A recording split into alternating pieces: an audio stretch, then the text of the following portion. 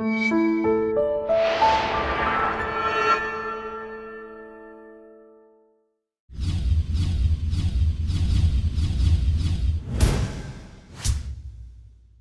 everyone and welcome once again to the vast and ominous comic vault. I am Captain Logan. And I'm Steve Baxi. And today Steve has selected for us to review Heart of Hush. This is the 5-issue story arc from Paul Dini right in the middle of RIP back in 2008. And this is a story that I heard about for the longest time as being that finally great Hush story that Hush wasn't. And I never actually sat down and read this. I didn't even realize I had these issues. I actually had to get one of them digitally because there's one I didn't have that I've got to get. But I have 4 of the 5 of them, Steve. And I just had never actually sat down, or if I had, I didn't really remember it. And this is a really interesting read. And really interesting to read a lot about you're trying to fill in Hush's backstory and make some sense out of this character. After a story that didn't really do that in the first place, when it first, you know, when Jeff Loeb first, you know, did his thing with it. Yeah, and a lot of people forget that Hush wasn't just a one-off guy. You look at like the reading war of Hush stories, and you just go from Hush to Heart of Hush. But there is a whole middle chunk of Hush stories that are just absolutely awful. Back in Gotham Knights, that ongoing that ran for like 70, 80 issues, I think, before it got canceled, there's actually a cliffhanger to that ongoing that gets addressed at the end of this book. But in that space, Hush basically immediately came back as another Batman villain, and what they did was they basically, DC got rid of every Batman Rogues Gallery member possible. Riddler went into a coma, Joker got the crap kicked out of him and went to hide away in a carnival, and it confirmed his backstory from Killing Joke. There was a whole bunch of stuff with Penguin, and they killed Poison Ivy temporarily. Basically, they tried to make the entire universe nothing but Black Mask and Hush. And the stories were just awful.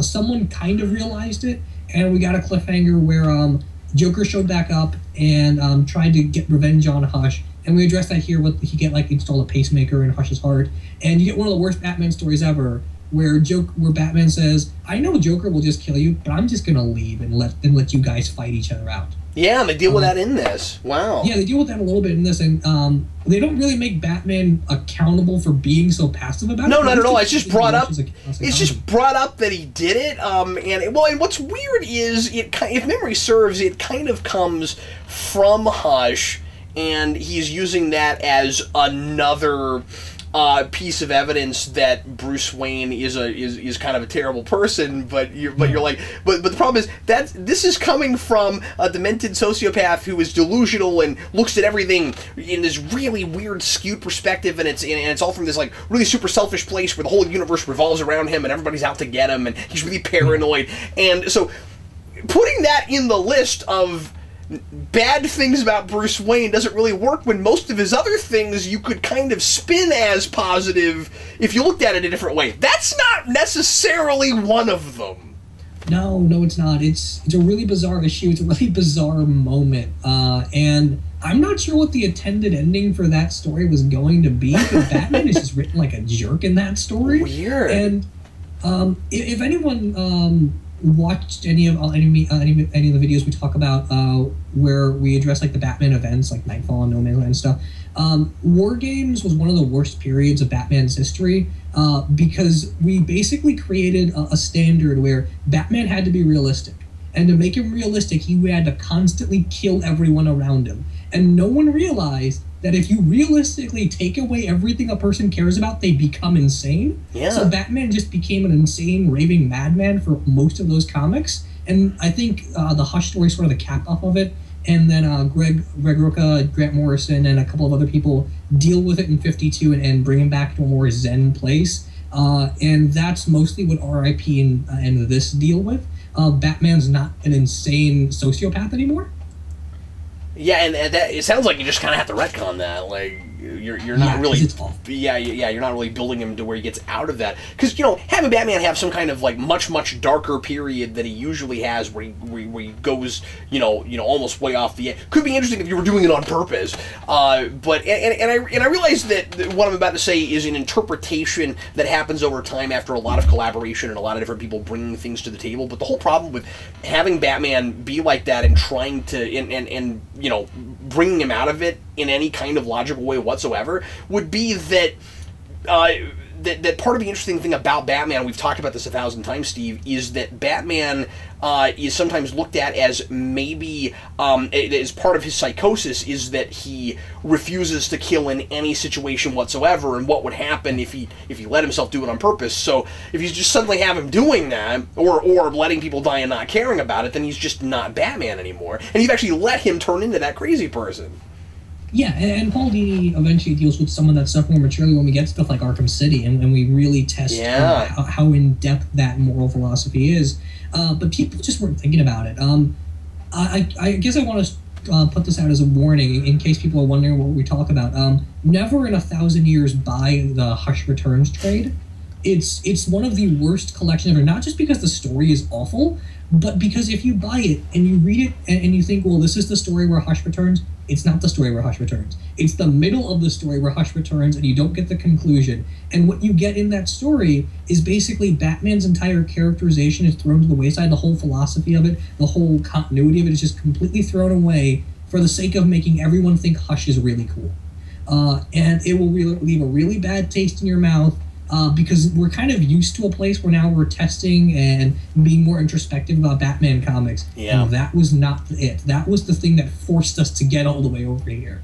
Wow, that's really interesting. Yeah, and I mean, that's not to say that that like we must be super introspective about this character to tell good Batman stories, because Batman can be more simple than the way we talk about him and still be really fun to read about and really interesting. I mean, that's one of the things I love about the character, is that he's just really malleable. There's 1,000 different ways to approach it.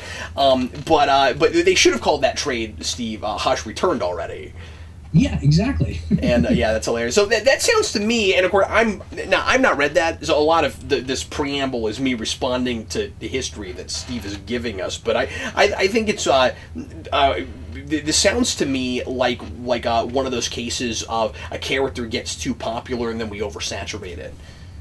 Yeah, part of the problem is I think people really overblew the quality of the original Hush story. And I count myself among them. Was that not the first thing you and I ever reviewed together? Yeah, that was the very first thing we reviewed together. And we were really down on it. We really didn't like it. It's not a good story. But people too quickly latched on to Hush as a concept, not realizing the point of the story was the Riddler. So you look at the stories that come after that, and Riddler and Hush have got this weird rivalry where Riddler is absolutely terrified of what Hush is going to do to him because of how Riddler manipulated the events. And because the whole Hush story was overblown, we had to really quickly fill in the void of this guy has no character with everything possible to make him feel like he's important. And that just so happened to involve, let's take the mastermind of the previous story, have him put into a coma because Hush threw him off of a building, and then let's have him pulverize the Joker and make him escape through the sewers and make the Joker cry about it later. It was very much the case of Hush is a concept that works over time, and it's a concept that can be genius. It's the most modern, let's make an anti-Batman. We have the Raph already, we have the Prometheus already. We've already had a bunch of characters that have done this. It's the most recent version of it. It takes time. It takes a good story to make that characterization work, but everyone and their mother was losing their minds about the original Hush story, and so he got way too big, way too fast. Well, Steve, first of all, I would make the case that you can argue a lot of Batman characters being, if not the anti-Batman, a mirror for Batman in some way. And what I like about, obviously, Man-Bat, obviously, Batman, Man-Bat, we need go no further. Two-Face has that. Scarecrow, in the way he uses fear to manipulate people versus the way Batman tries to use fear in sort of a more positive way has that. The Joker, obviously. There's so much of that. What I love about Hush is that he's really the only one with the... You could argue Harvey Dent Two-Face to a degree, but he's kind of the only one that is a mirror for Bruce Wayne before he's a mirror for Batman.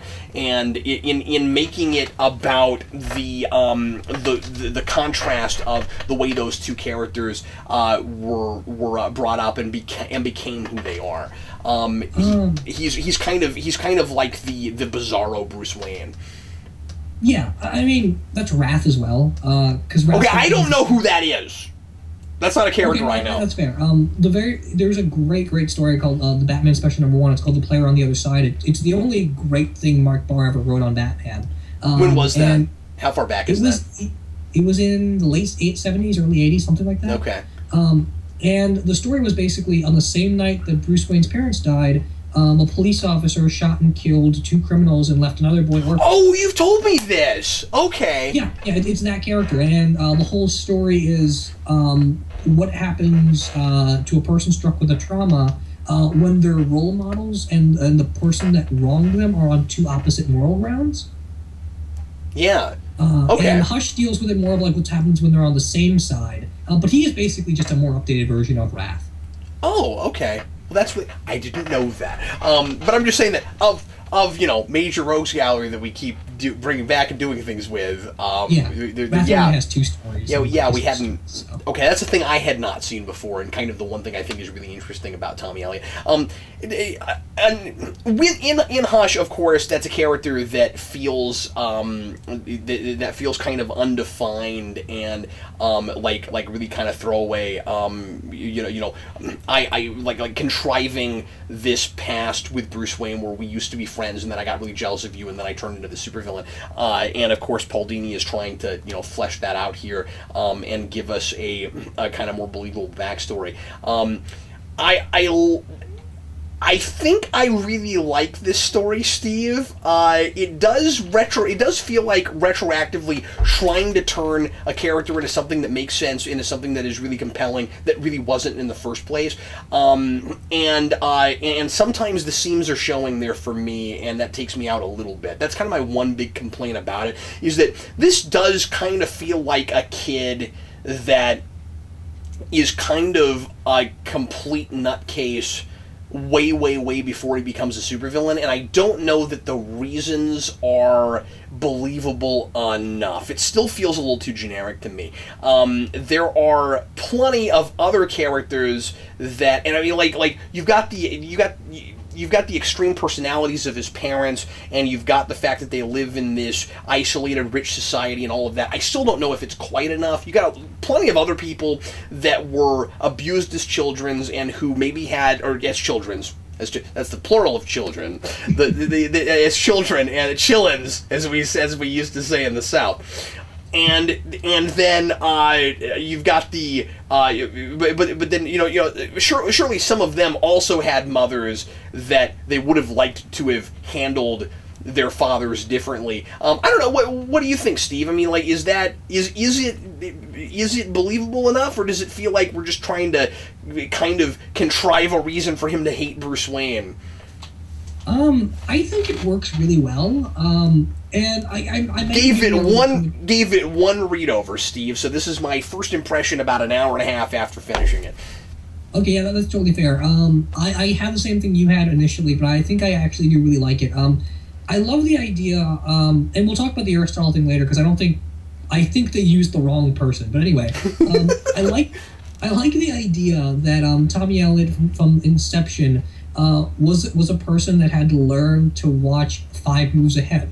And that works to an extent, but thinking 5 moves ahead causes you to extrapolate beyond the means of what you have already with you, and so he just becomes absolutely paranoid. It also makes you make these giant assumptions about people.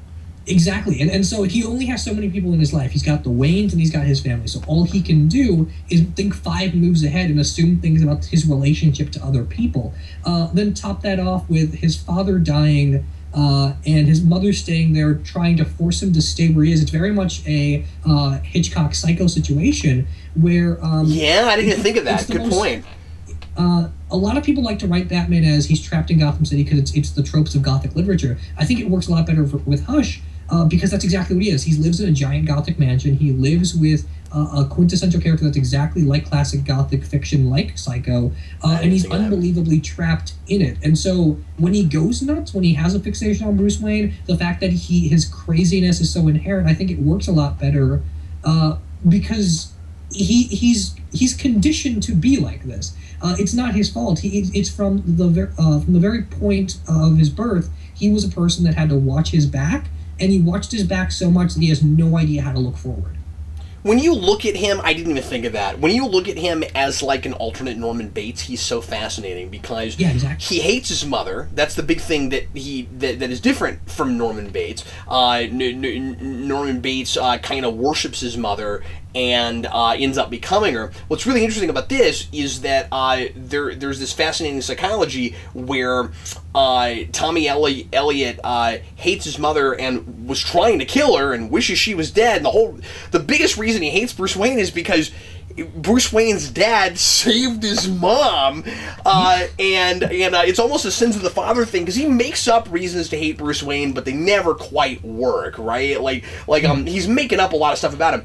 But then the idea that he would try to, because of jealousy and rage and stuff, he wishes he was Bruce Wayne, but he hates Bruce Wayne because he's made himself do that, and it's a sort of a choice he's made.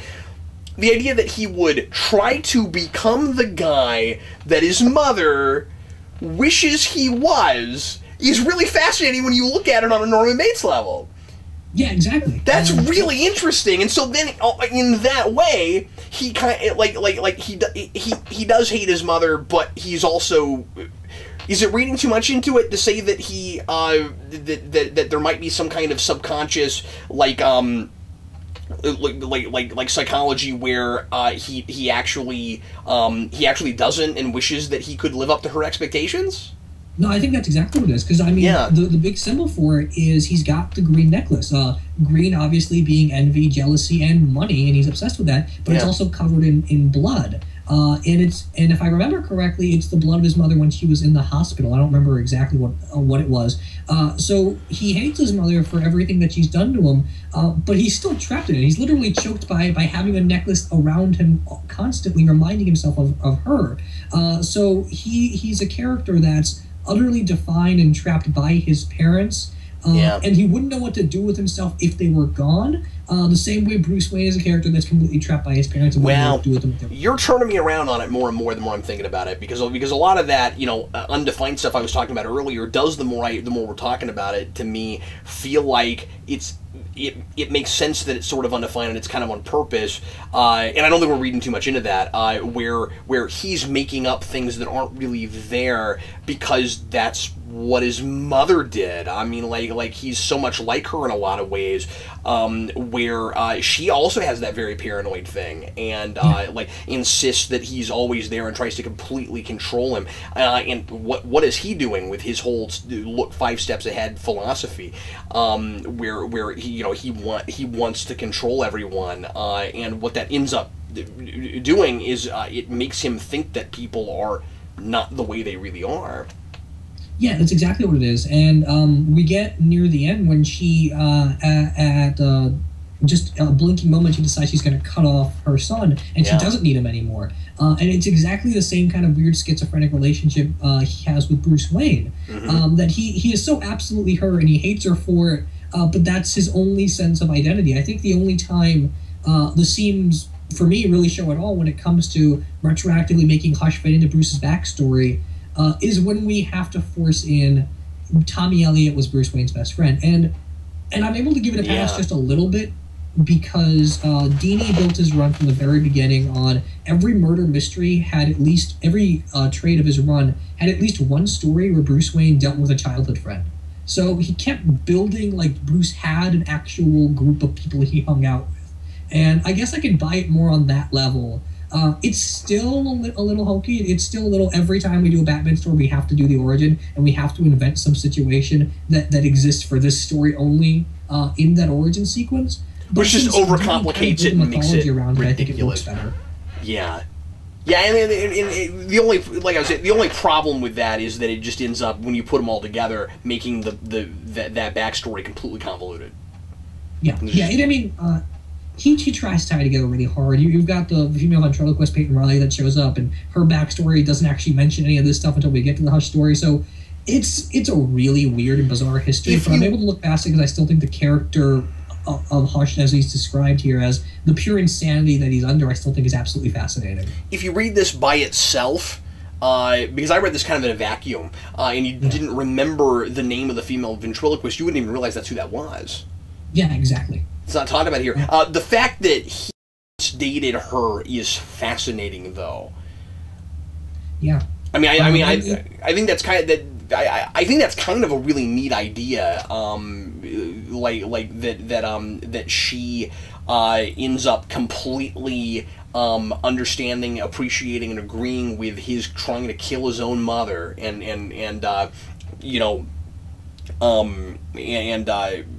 hide it, and get it under the carpet, under the rug, and then he completely discards her because he doesn't know what she's going to do to him afterwards, and he doesn't care about people, and that's kind of the whole point of Hush. He's been brought up in such a way, and I really think you can blame his parents, and that's what's so interesting is, and we've got to talk about how that all relates to Bruce Wayne and who he is, because I think there's a really interesting, the more I thought about it, character study here for Bruce Wayne when he's not even in a lot of this. I mean, we're with Hush much more than we're with Batman, and we learn a lot about like who Bruce Wayne is, and it kind of humanizes him a little bit in looking at how inhuman Hush has turned out. And so one of the big questions I find myself, I kind of have to ask myself, is how much of who Bruce Wayne is defined by his parents. The way Hush is. And so when Hush says, when Tommy Elliott says, if you had been brought up the way I was, you would have done exactly what I did. I don't know that there's any truth to that at all. But then you got to wonder, if you put Tommy Elliott in Bruce Wayne's shoes, where he was brought up by parents that actually loved and cared about him, would he have become Batman? I don't know. But it's kind of interesting, and I also think it's important that as Dini is working really hard in making us buy that he became so defined that early in his childhood, it helps us to believe that Bruce Wayne could too, because their parents died at roughly the same time. Yeah, and their parents had so much of an impact on how they view their place in the world. Because Hush always views himself as, I need to be Bruce Wayne for my mother, but I also need to be in no one's shadow, that I have to be ahead of everyone. And Bruce, we get some scenes here with Thomas Wayne, and the big thing between Thomas and Bruce's relationship is that Bruce is still a kid. He still hates it when his dad leaves and he promises him things, and they can't do it. But he has to, because he's a doctor and he saves lives. And a lot of the drama that comes from the relationship between Bruce as a child and Thomas Wayne is always that Bruce has to build an understanding of the value of human life, because his father put that above even having a family. So his dad was kind of Batman even before he was. Yeah. And Morrison so he's following. When we do R.I.P. and we get Dr. Hurt, who's going by Thomas Wayne, he's putting on his dad's Bat costume. So he's following. Oh yeah, I remember that. I remember the first time I read that, I opened that up and I was like, I have seen this somewhere. And then I went back, and I can't remember what issue it is, or what issues it is, but there is a like mid-'80s story that brings in the Thomas Wayne dressing up as Batman thing and uses that costume. Untold Tales of Batman. That's what it was. And have you read that, or do you remember that?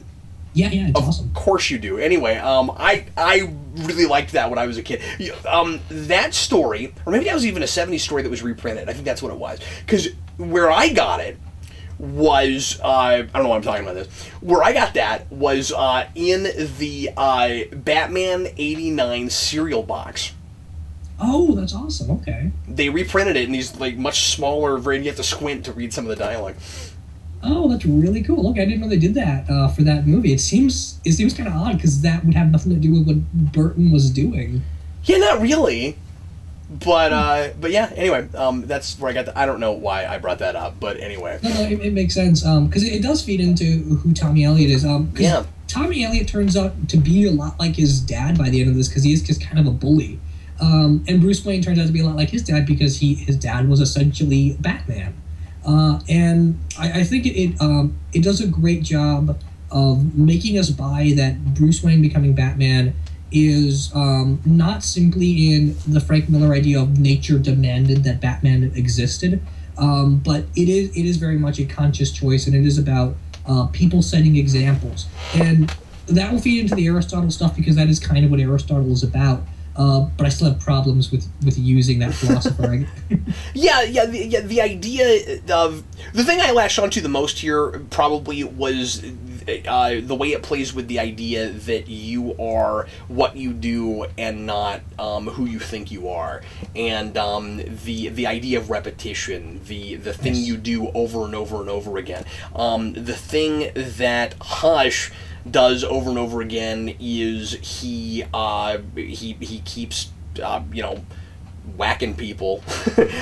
He keeps killing people, but not even going, even when he's not going that far, doing whatever he can to amass wealth, be be as great as he can be at the expense of everybody else. And of course, the thing that Batman keeps doing over and over again is kind of what Hush says, which is constantly going out and just and punishing people for what he lost. And the thing that I think is most interesting about contrasting these characters is it's just immediately an interesting notion of one guy is defined by wanting to not have his parents around and hates his parents, and the other guy is defined by the fact that he lost them and was lost and had to replace that with something. I think that that's really sad and twisted and bizarre that you'd have this guy whose biggest tragedy is that his parents are still alive. Yeah, it brings up an interesting question that I'm not sure the book really means to talk about, but if given the choice, would Bruce Wayne actually bring back his parents? Yeah. Because given everything he's done as Batman, and given everything about the example he sets and his place in the world and the kind of purpose he got because of his parents died, and seeing how twisted Hush ended up because his parents remained and he wasn't allowed to be the person he created for himself, would Bruce Wayne ever want to quit being Batman just because his parents showed back up again? And I like that this was concurrent with R.I.P. because that's exactly what they deal with over there. When Bruce, for a while, thinks Dr. Hurt is Thomas Wayne come back to life, and he has to deal with, is Batman more? Is the overall impact of Batman more important than Bruce getting an injustice done to him rectified? Well, and I think that every now and again, Tommy Elliot starts to border on maybe having something reminiscent of a point when it comes to Bruce Wayne, because he does say a lot of stuff that he's really twisting into nonsense to make Bruce Wayne look like this really eccentric madman. But then Bruce Wayne is also kind of an eccentric madman. He occasionally comes close to having a point. When they go to the Batcave at the end, and he's saying, "What would your parents think if they saw how you've squandered their fortune?" You can't help but pause and think about it for a minute, and especially the way, and I think they maybe play this up a little bit too much, but like Dustin Nguyen draws every version of the Batmobile, or at least every screen version. They're all there. The '89 car's there, and the Batman and Robin car is there, and you got the Tumbler already, and all of that. I wonder if this is the first time the Tumbler has been drawn in comics. I don't know. I think it is. Yeah. But you had, because you got Paul Dini on this book, you had the animated Batmobile. I just want to bring that up because it was kind of a fun image, a weird image. I don't know why Batman would have all those cars going all the way back, it's kind of ridiculous. But there is. I like that it's kind of a symbol of this history of this character in this lineage where Batman is obviously building a legacy, and Hush is trying to build his, which is supplanting Bruce Wayne. And so in that way, having all that going back is a good idea, especially if you're going to then talk about, is it really a good thing, or is he just as out to lunch as Tommy Elliott is? Yeah, and I like that you mentioned that, because I think this serves as a really good cap-off to those same questions that Dini raises in the first few issues of his run.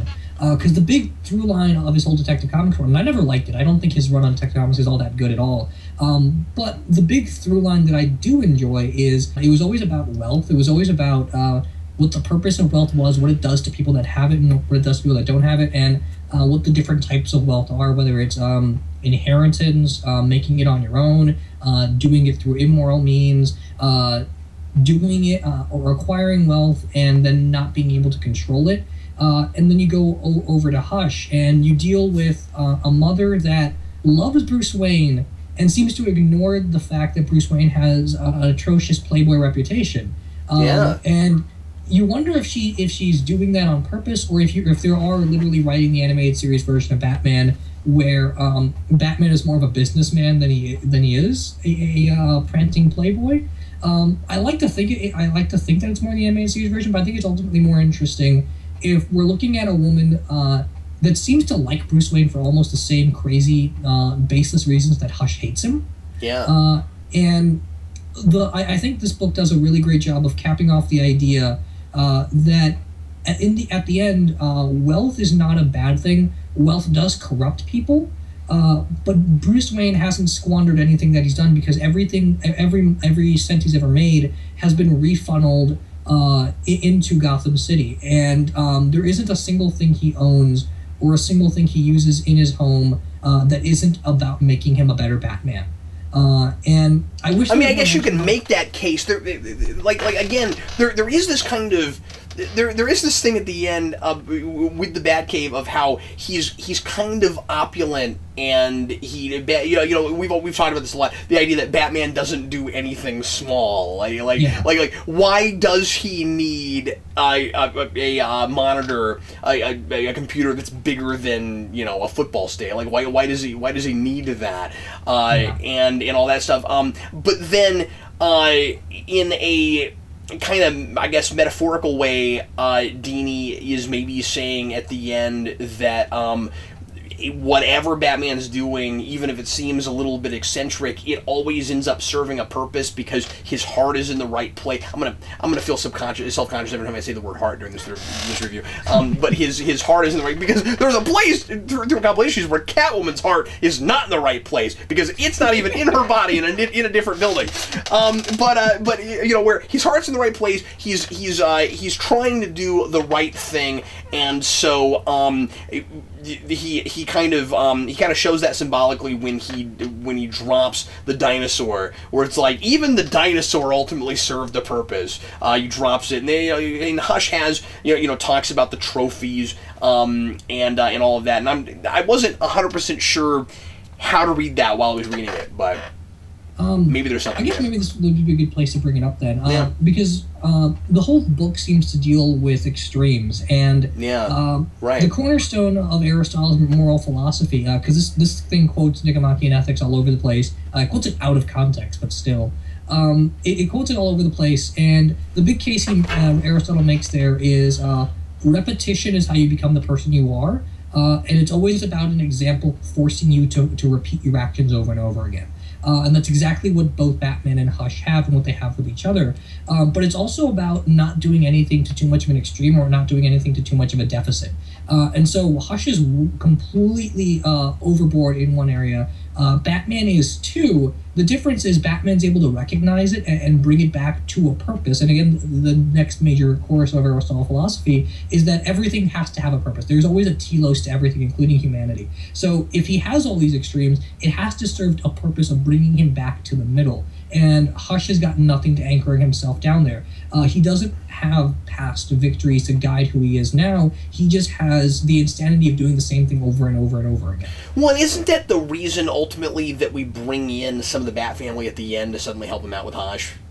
Yeah, because Batman is an exemplar. He's trained and he's created people that follow in his footsteps and do what he does, and it creates a better world, and it also helps him. It helps everyone. There's a spreading of what Batman is supposed to mean by the end of it. But also because he surrounds himself with other people who aren't as extreme and jaded about things as he is, so that it helps to put things in perspective and remind himself that he is a human being and he does care about people and humanity on the whole, even though he has to, like we've talked about in recent reviews, act as though he were like this godlike figure that is kind of above everything and can't and is immortal and can't be killed.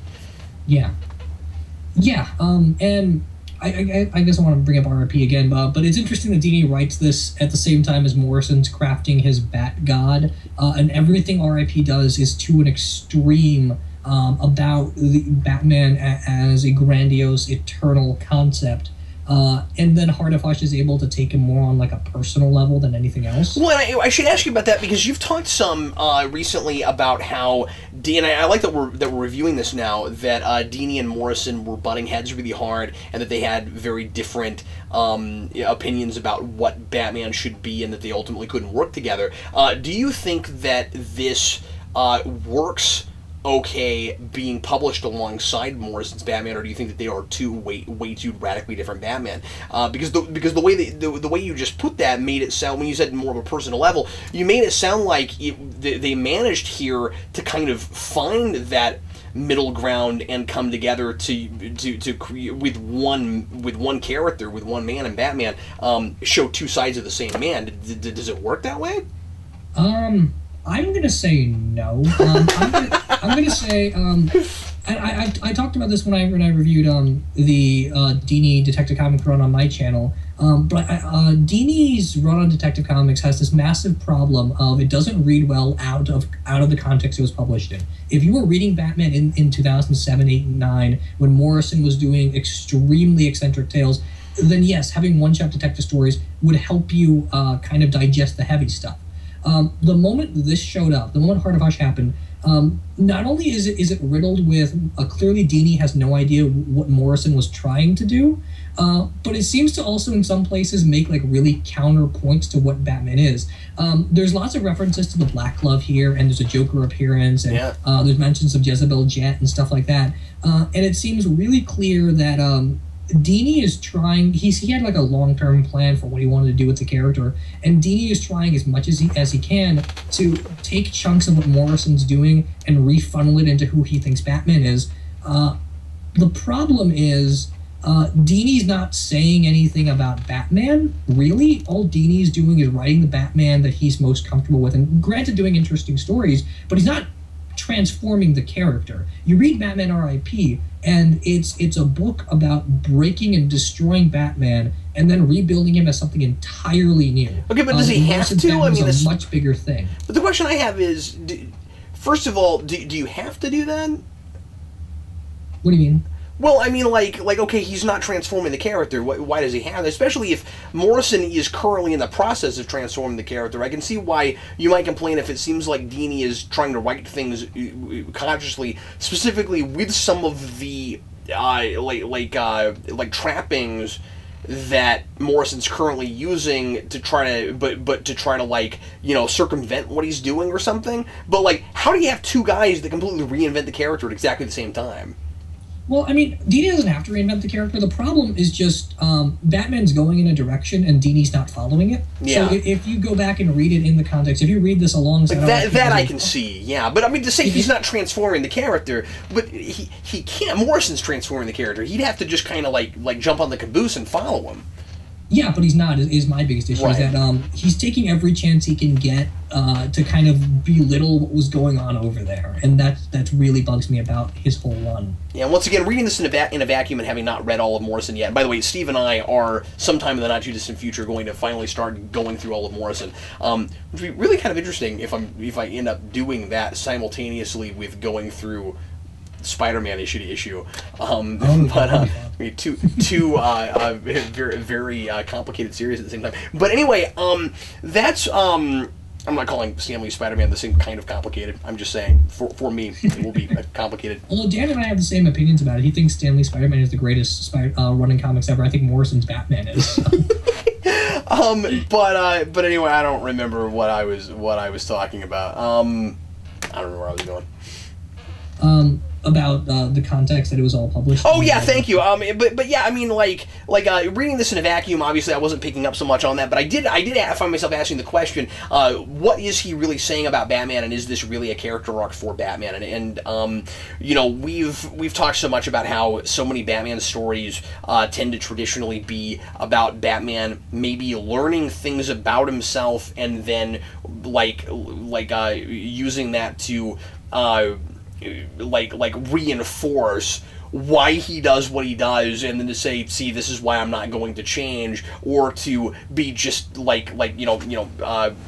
afraid to do anything differently because he doesn't know that he won't just turn into one of his own rogues gallery.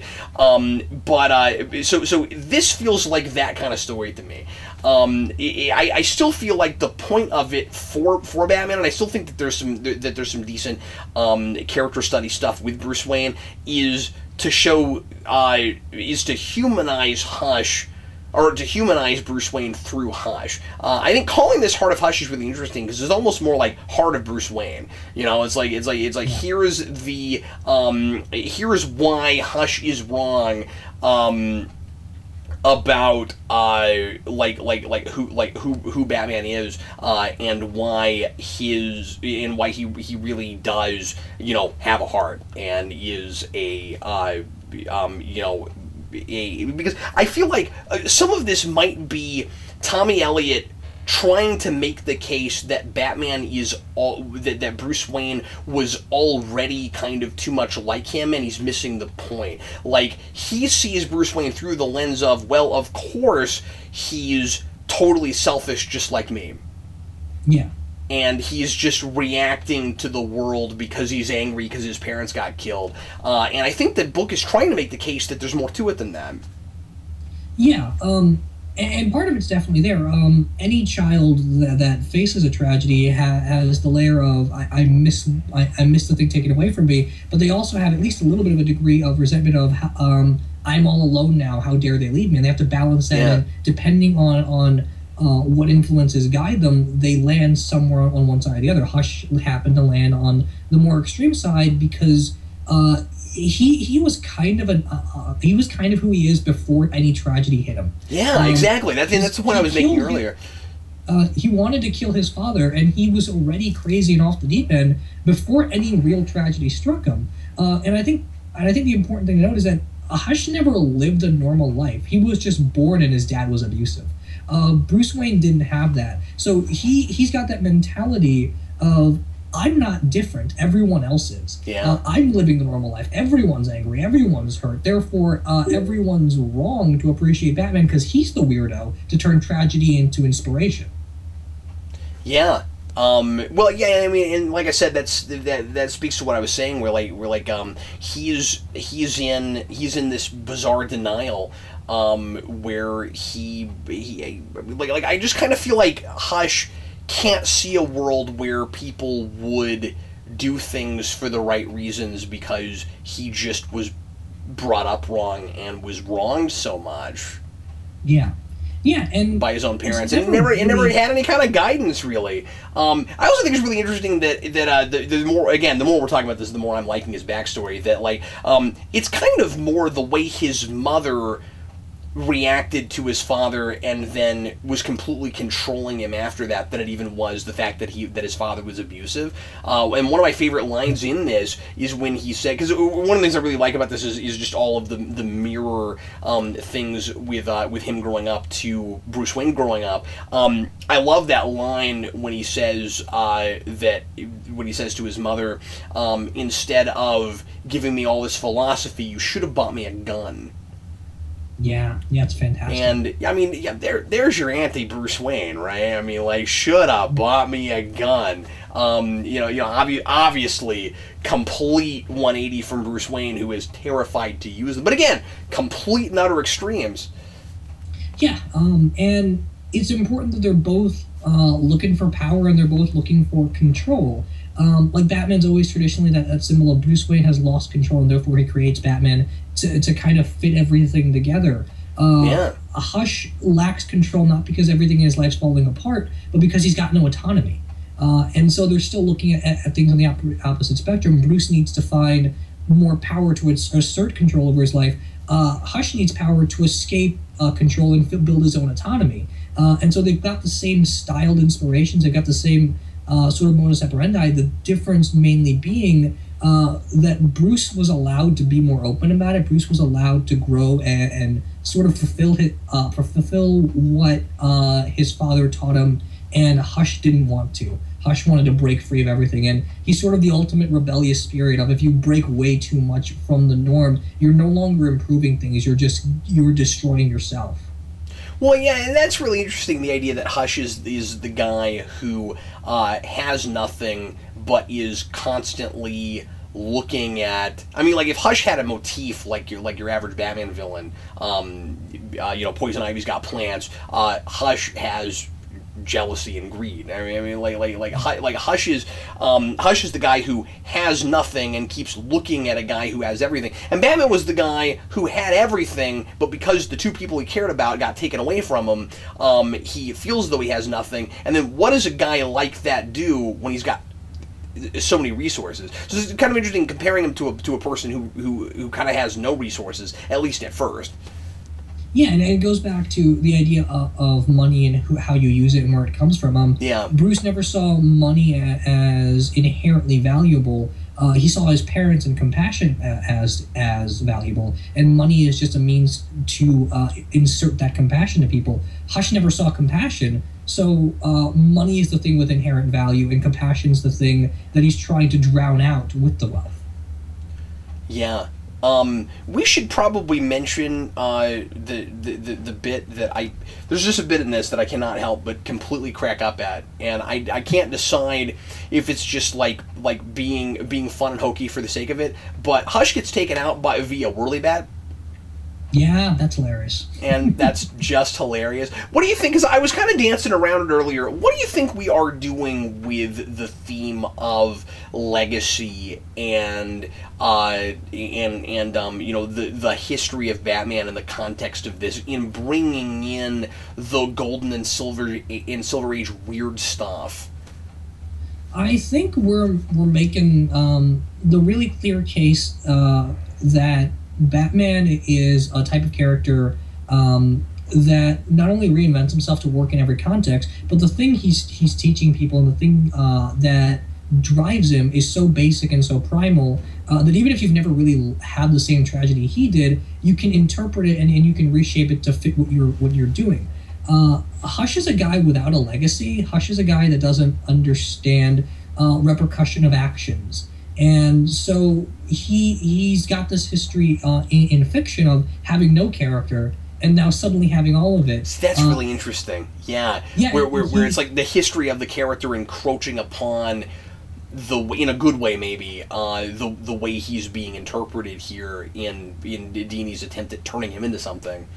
Yeah, exactly, and it's almost the same sort of meta thing of he's a character that blew up too fast, and in the book it's almost like he's realizing that he's way too full of himself, or at least the reader's realizing that he's way too invested in himself.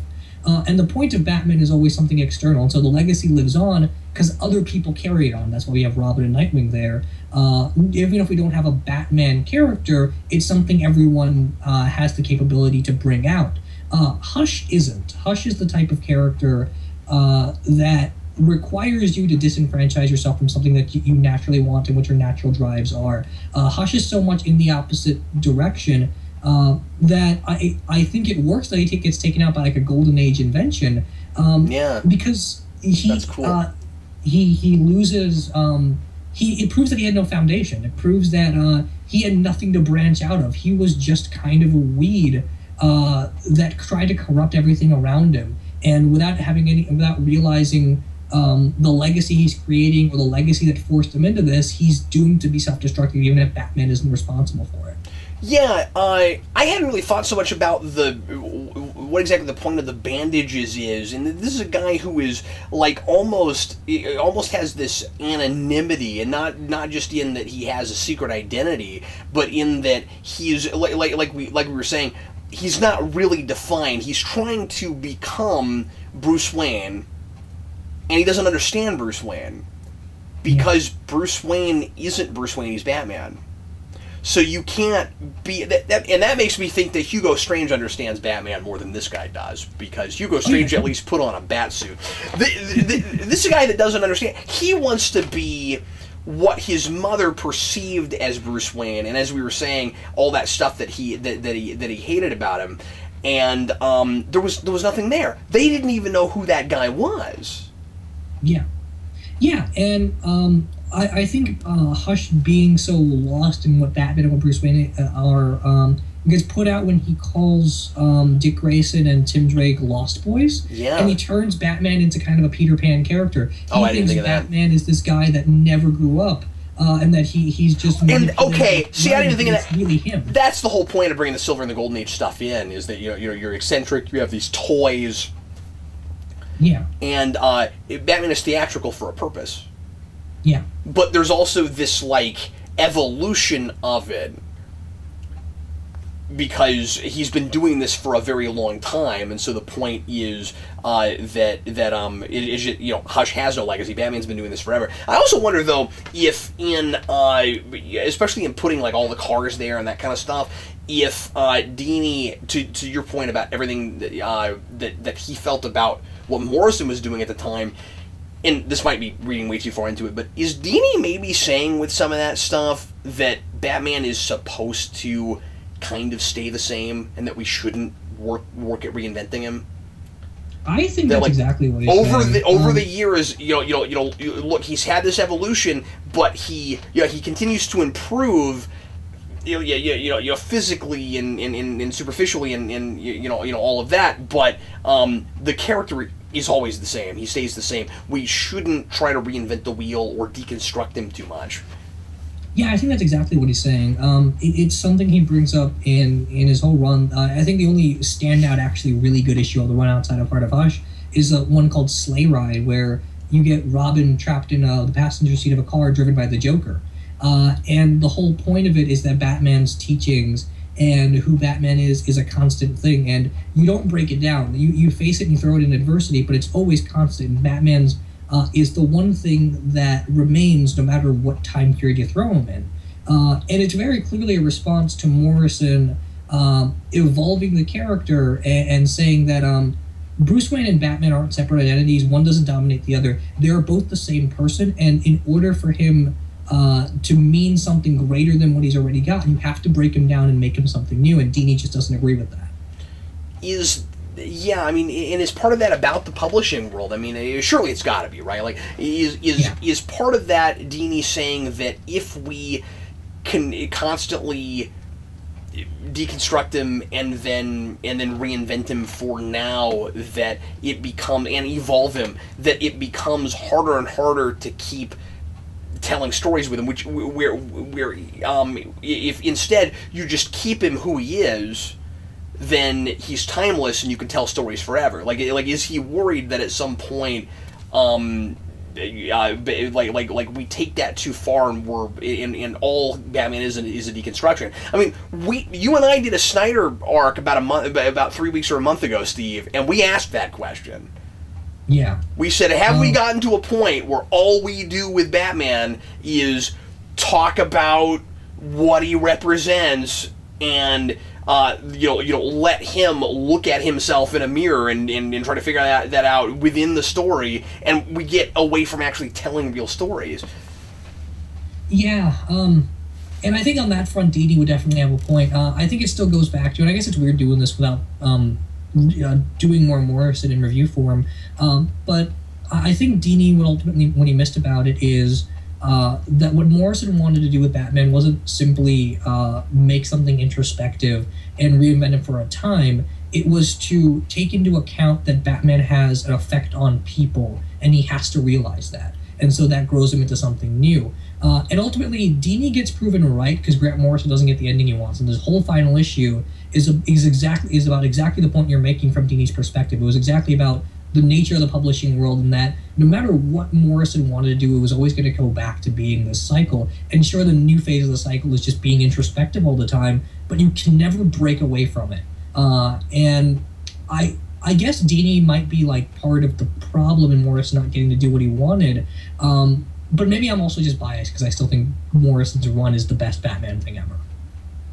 Yeah, and I don't know really where I come down on it, especially having not read all of Morrison yet. I don't feel like I can really quite make a case, because there's of course the other side of that argument, which is, well, doesn't it get stale if you keep telling, you know, the same stories over and over again? But then the question is, are we really telling the same stories, or is it possible with Batman to tell an infinite number of really interesting stories where he continues to refuse to change? Can we continue to do that? I mean, like, he makes a great case for it with Arkham City. Yeah, he does, and it's weird because he doesn't, and I keep mentioning, but he doesn't with his Detective Comics run. He tells the same story over and over again with the same character, and they're all forgettable, and they're all really bland, and they're all really generic. And I can't even tell. I can't tell if it's because he's not a very good comic book writer without someone to give him atmosphere, or if it's just because that's the inherent problem of trying to make Batman do nothing and not evolve whatsoever. Yeah. Yeah, well, and I mean, and I'm not making a case for not letting him evolve at all. I mean, obviously, part of the point of the Arkham games was escalation. Yeah. Is, you know, as Batman is staying this archetype, he's affecting the world around him and maybe making it worse. And the fact that we go from Arkham Asylum to Arkham City, and then when you get to Arkham Knight, it almost looks like the whole like city has turned into something like Arkham City. You have to kind of ask the question, maybe he should he just leave well enough alone? And then you got the question of, well, if all we can do then is tell stories about how Batman is maybe making things worse, at some point we run out of space. You know, I had that joke for a long time about Arkham World, you know what I mean? Like, you know, you run out of space. But then we ask this question all the time with comic book characters, with telling, you know, serialized stories in the comic book format, that after a while, you know, don't we get to where we're kind of telling the same stories over and over again? Or do we get stuck in a rut because we're afraid that we can't go any farther with these same characters? Should some of these characters just get a break for a few years before we come back to them? And it's not just Batman. You know, it's kind of superhero comics in general. Yeah. I know you haven't finished Arkham Knight yet, but I think the ending would fit quite a bit into what we're talking about here, and I'm sorry. I will get there. I just haven't had time to finish it. No, it's cool. It makes you wonder, like, what does Dini think of what happened at the very end of that game? Oh yeah, and I don't want to give anything away from it, but it definitely touches on a lot of what you're talking about, and it picks a side, and I want to see whether you would agree with it. Interesting. Because I mean, for me these days, the most fascinating thing about Batman is asking the question of whether he, regardless of what he wants to be and what he's trying to do, can you really consider Batman a hero if he, as he can tell, he's making things worse, continues to do what he's doing because he has these virtue ethics of, I have to do the right thing, what I think is the right thing, regardless of what happens, and that he's creating, he's exacerbating this culture. We haven't talked at all about Catwoman, and we should probably do that before we finish up. We've got this literal heart thing, where Hush has stolen Catwoman's heart, and I just felt like that was at first maybe going a little bit. That's kind of crazy. It is, yeah. What I really like about it, of course, is that it makes Hush a very like twisted perversion of Thomas Wayne, or of I mean he is a Bruce Wayne, but then he's doing this because it's medical, and he hates Thomas Wayne for saving his mother and all of that. As you said with your apt point about the notion of Thomas Wayne kind of being Batman before Batman, obviously Batman is a scalpel. You know, Batman is in an interesting way is kind of doing the same sort of thing that his dad was, which is trying to mend things, even though at the end of the day we're all gonna die. It's kind of interesting if you look at it like that. Batman is kind of a surgeon's tool. I never thought about that before this story, really. So in that way, I kind of like that idea. But we're once again taking the physical heart, making it a metaphor for compassion, and doing it in a really literal and obvious in your face way. But at least the characters in the book talk about that. Yeah, they do.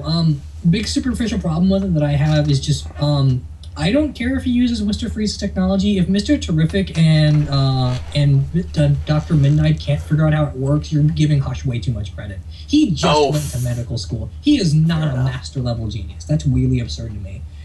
Yeah, he's other than that, genius. I like how that's done. I like that it's not you knock out Bruce Wayne and you steal his heart, or you steal Dick Grayson, or you steal Tim Drake's. It's you steal another person that represents his ability to have a normal life. Yeah. And Batman always lives for someone else. And so it's equivalent to him dying because someone else lost something. And it's another person that he cares about. He's literally holding in his fingertips the potential for an entire life. And that's always kind of the point of the character, is that one moment can completely alter who a person is. Well, I think it's kind of important that he picks Catwoman because she's always been really like in the middle and on the fence between, you know, obviously the good side and the bad side, and she kind of represents some kind of midpoint between these two characters, I think, where she's had this really rough, awful life growing up in the streets and stuff, and if you take this Aristotle notion of you're the sum of the decisions the repetitious decisions you made, what is Catwoman? Because she kind of hasn't picked a side. Yeah, and so I think that's kind of interesting. But anyway, go ahead. No, yeah, you're right. It is interesting. And Dini, I think, deals with it a little bit more when you get to Streets of Gotham and Gotham City Sirens, where he kind of makes her more of a good guy. Yeah. Although he left that book really early, so I'm not sure what his whole plan for all that was going to eventually be. But I mean, she really sticks it to Hush at the end of this book, and yeah. And you know, that's obviously more on the you know illegal bad girl side. Yeah, it's kind of hilarious how she does all that. But I never liked Batman and Selina Kyle together, because the ultimate problem with them ever getting together is that it would be an absolutely unhealthy relationship. Yeah. One of them would have to fundamentally alter who they are just to be with them. And so in that way, I think the romance doesn't really work, because we're not really given a reason for why Bruce and Selina have a tension between each other. They just kind of do because it's there in the history, and he never makes a solid case for what makes this the one person Bruce would go over the deep end for. Yeah, I mean, Hush talks about, and this is a place where I think he does have a point, an actual point, about how it's kind of like it's kind of a forbidden love kind of thing, where Bruce wants to be human. He wishes he could, but he won't allow himself to. That he'd love for things to not be so black and white. And what is Selina Kyle if not complete shade of gray? Yeah, exactly. And so I guess that's kind of what it is. In my head, I'm trying to find a way to neatly parallel this, of course, with Hush and the girl that ended up being very much like him with Peyton. And I'm not real sure what to do with that. Maybe we can explore that a little bit. Well, we don't get. Do we even really name her in this? I don't remember if we do. But right before this, one of the issues Dini wrote was her origin story. And right after this relationship, after this backstory, she was promised to another mob boss, and that guy was an abusive husband. And she displaces all the rage and all the frustration, all the lack of control that she had there into Scarface. And here she has kind of a light switch moment between being a compassionate person and orchestrating and covering up a death, And I think that's just Dini more inherently making it so that it wasn't just her father and her abusive husband that made her Scarface. It's that there was something boiling and festering from the very beginning. See, I wasn't being critical of that because I just assumed that it was explained someplace else because I knew that he had been dealing with that character in other places. Yeah, so I figured that she was already kind of messed up from something else that I didn't read about, and that she just looked like a normal, compassionate person until we got to that stuff. Because again, I'm reading this in a vacuum. I know there's stuff I haven't read, so I didn't even think to look at that any closer. Yeah, her relationship to her father and to her future husband is exactly what Hush has here with his mother and father. Okay, that's interesting. So there is a good relationship there. There's not a lot of paralleling between what she means to Hush and what Catwoman means to Bruce Wayne, really. That's what I was thinking too. I was just wondering maybe there was more there than I was seeing, but yeah, like not really. It's not even a forbidden love thing. There is no reason why they don't get together aside from the fact that Hush is just insane. Yeah. And I will kind of I will criticize it for that a little bit. That I mean, I guess you can blame it on the rampant paranoia, where he just doesn't trust anybody. But then I got the sense that if it hadn't been for the fact that she has leverage over him, they might have stayed together.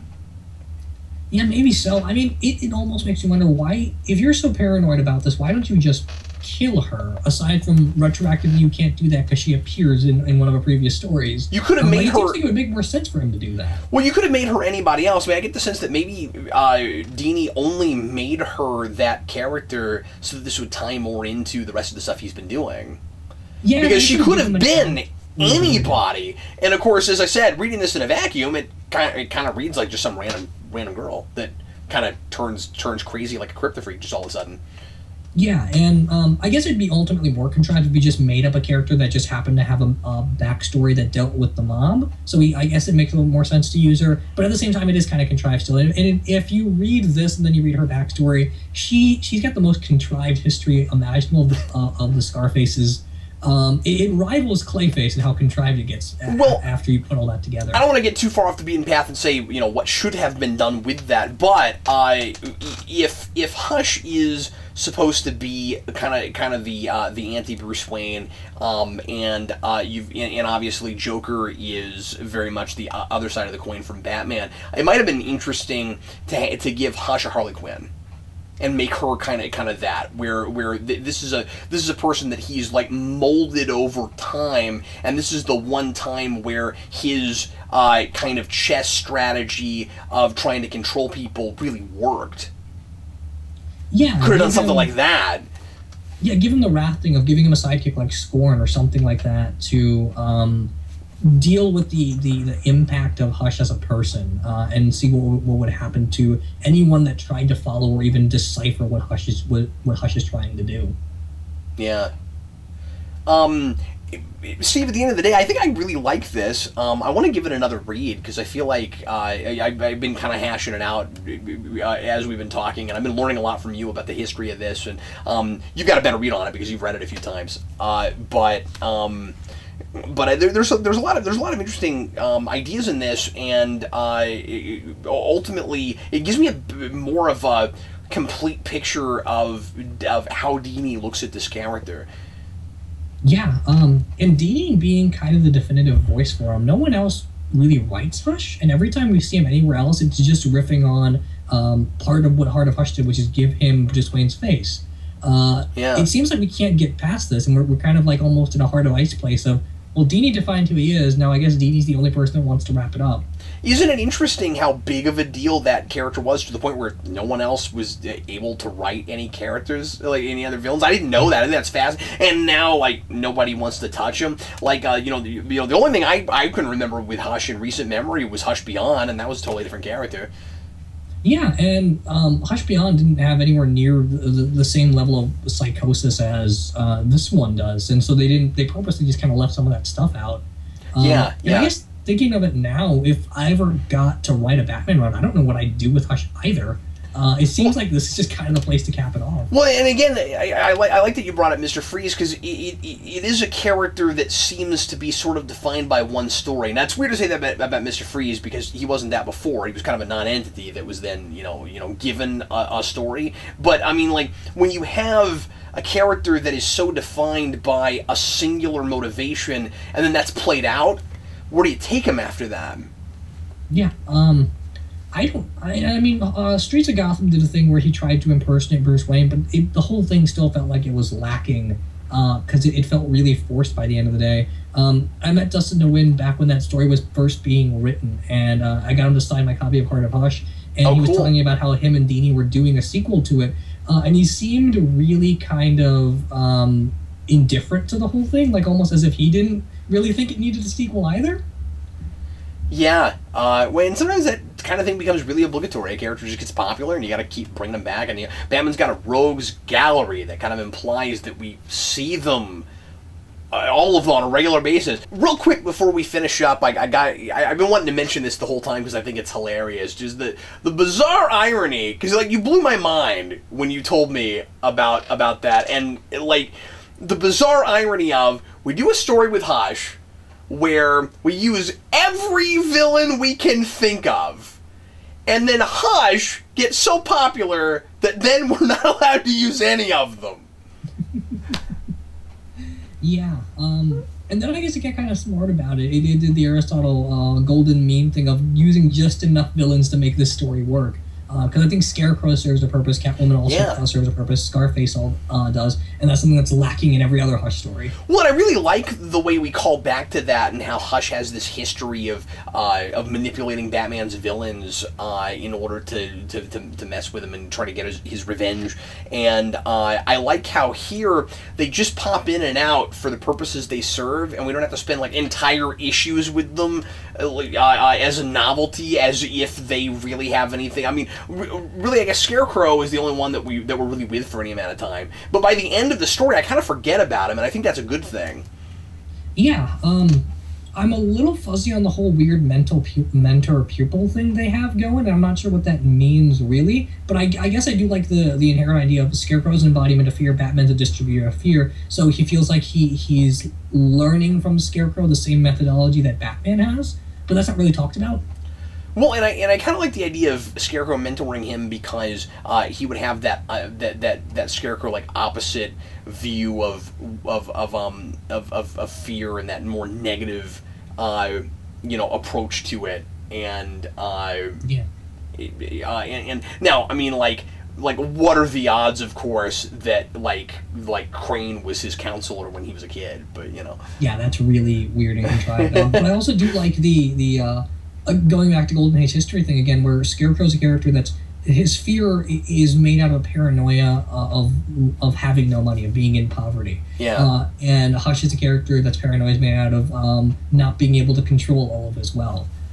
So I think that's already inherently interesting. I just wish we talked about it a little bit more. Maybe gotten like just one token scene where those two were actually in a room together.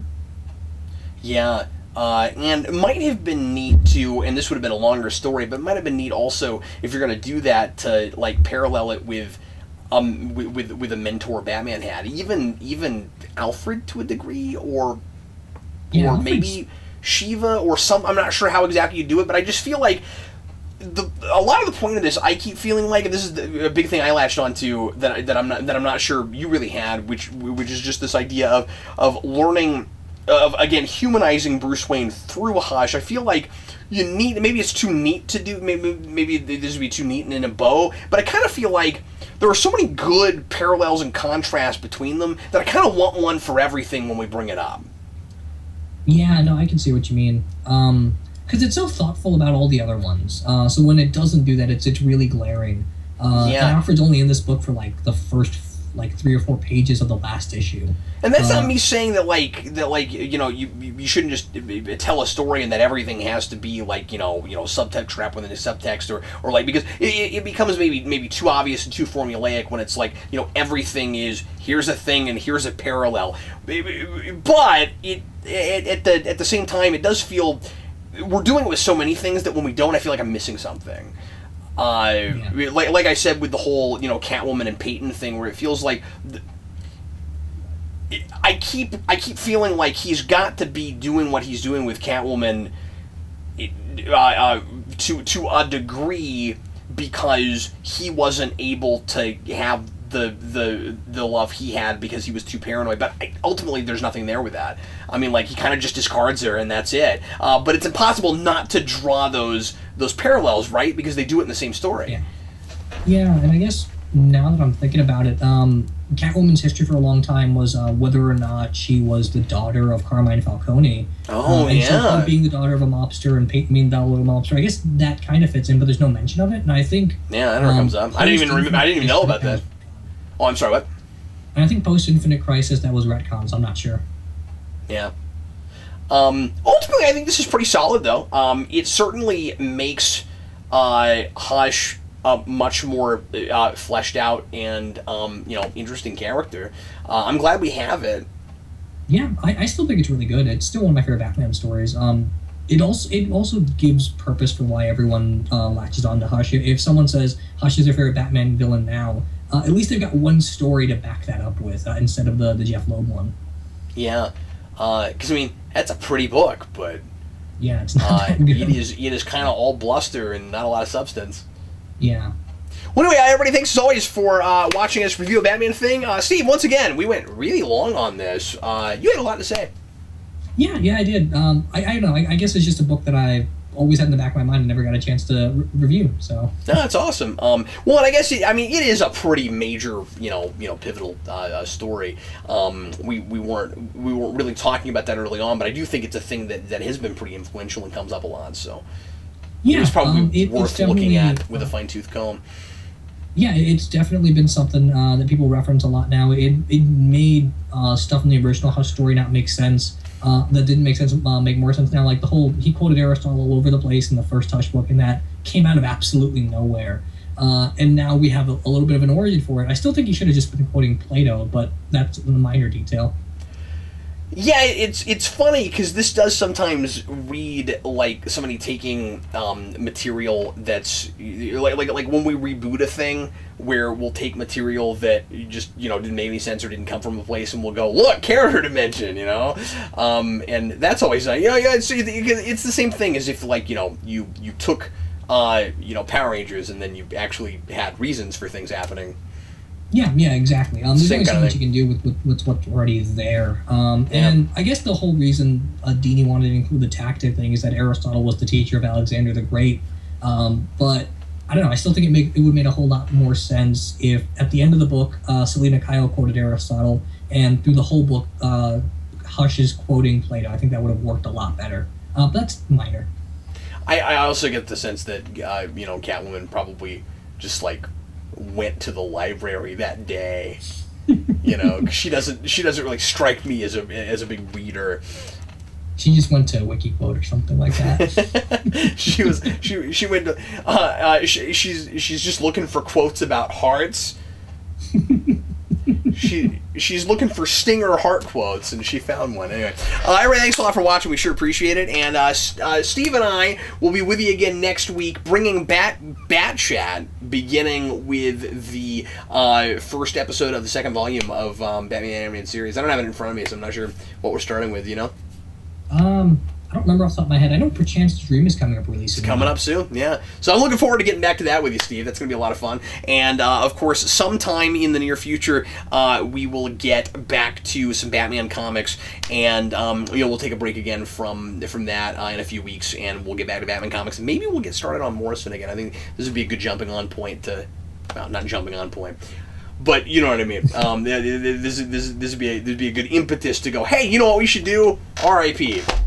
Yeah, it would be perfect for that. Thanks for watching. We appreciate it. I'm Captain Logan. And I'm Steve Baxi. We'll see you later.